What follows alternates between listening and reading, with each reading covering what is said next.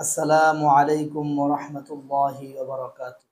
সম্মানিত দর্শকবৃন্দ, আজকে আরেকটি নতুন ভিডিওতে আপনাদেরকে স্বাগতম। আজকে আমরা এই ভিডিওর মাধ্যমে যে সূরাটি শিখব সেটি হচ্ছে পবিত্র কোরআনের অন্যতম একটি সূরা সূরাতুল কুরাইশ।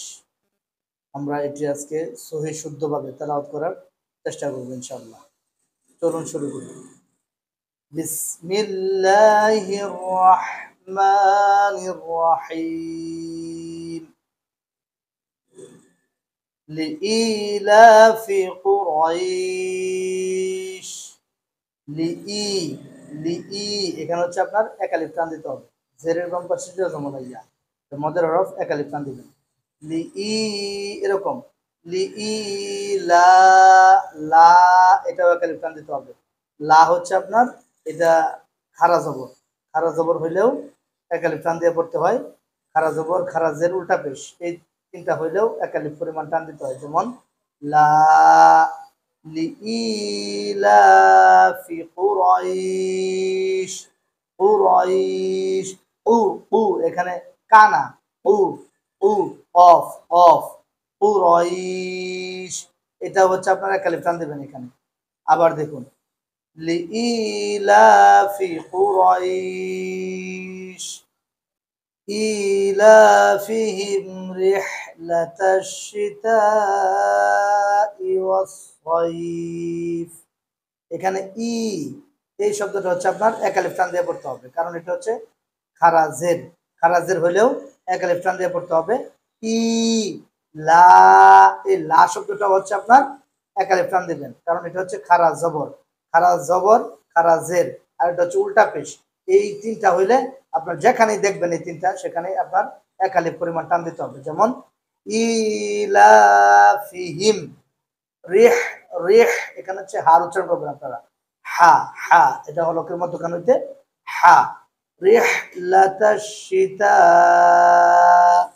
সীতা এটা হচ্ছে আপনার চার আলিফ টান, আপনারা এখানে চার আলিফ টান দিবেন। আর চার আলিফ মানে তো আমি আগেই বলেছিলাম পূর্বের ভিডিওতে, যেটি হচ্ছে আস্তে আস্তে একটা আঙ্গুল, হাতের আঙ্গুল আপনার উঠাইতে যতক্ষণ সময় লাগে সেটি হচ্ছে সোজা করতে যতক্ষণ সময় লাগে সেটি হচ্ছে এক আলিফ পরিমাণ। তাহলে এরকম আপনারা চার আলিফ পরিমাণ আস্তে আস্তে চারটা আঙ্গুল তুলতে যে সময়টুকু লাগবে সেই সময়টুকু এখানে টান দিতে হবে। সীতা এখানে এখানে আপনারা এক আলিফ টান দিবেন।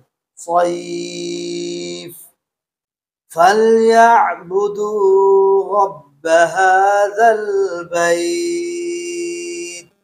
ফালইয়াবুদু বুদু এই দু শব্দটা হচ্ছে আপনার এক আলিফ টান দিতে হবে। পেশের বাম পাশে জজমলা ওয়াও এটা মদের হরফ, মদের হরফ হলে এক আলিফ টান দিয়ে পড়তে হয়।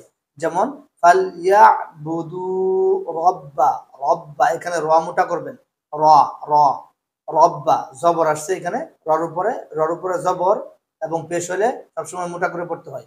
রব্বা রব্বা হাযাল বাইত হা এখানে হা টান দিতে হবে এক আলিফ পরিমাণ, এক আলিফ টান দিয়ে পড়বেন আপনারা, তাহলে এটা সুন্দর হবে। হাযাল বাইত জাল এটা পাতলা করতে হবে, হাযাল জাল হাযা যা এটা পাতলা করবেন। আর পাতলা করার সিস্টেম আমি পূর্বের ভিডিওতে বলেছিলাম, এটা হচ্ছে আপনার আপনার জিহ্বার আগা যদি আপনার সামনের এই দুই দাঁতের আগার সাথে লাগিয়ে দেন তাহলে এটা অটোমেটিক্যালি পাতলা হয়ে যাবে। যেমন হাযাল জাল বাইত আল্লাযী আত'আমাহুম মিন জু'। এখানে আল্লাযী এটা পাতলা হবে, আল্লাযী এই শব্দটা হচ্ছে আপনার পাতলা হবে। আর আর প্লাস হচ্ছে এটা তিন আলিফ টান দিতে হবে। আল্লাযী আত আত আত এখানে হচ্ছে তোয়া, তোয়ার উপরে সাকিন আসছে, তো এটা কলকলা করতে হবে। কলকলার হরফ পাঁচটি, কফ তোয়া বা জিম দাল, এই পাঁচ হরফে যদি আপনার কখনো জজম হয় তাহলে সেটা কলকলা করে পড়তে হয়। যেমন আত আত আমাহুম আইনের উচ্চারণ করবেন আপনারা, আমাহুম এখানে গুণা করতে হবে হুম এভাবে, হুম মিং এটাও গুণা করতে হবে। মিং নুন সাকিনের বামে হচ্ছে আপনার ইকফার হরফ আসছে, ইকফার হরফ 15টি, এর মধ্যে একটা আসছে যদি নুন সাকিনের বামে ইকফার হরফ আসে, তাহলে আপনার এরকম গুণনা করতে হয়। বাংলা যেমন উচ্চারণ করি আমরা অনুস্বর, অনুস্বর যে উচ্চারণটা করি, যেমন বাংলাদেশ, বাংলাদেশ এরকম আর কি। মিং, মিং মরিশিকার মি অনুস্বর, মিং এরকম। জু,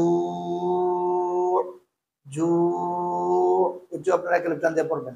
ওয়া আমানাহুম মিন খাউফ। ওয়া আ, এই শব্দটা হচ্ছে আপনার একালিফ টান দিতে হবে, কারণ এটা এখানেও খারা জবর আছে। ওয়া আমানাহুম, হুম এটা গুণা করবেন এভাবে, হুম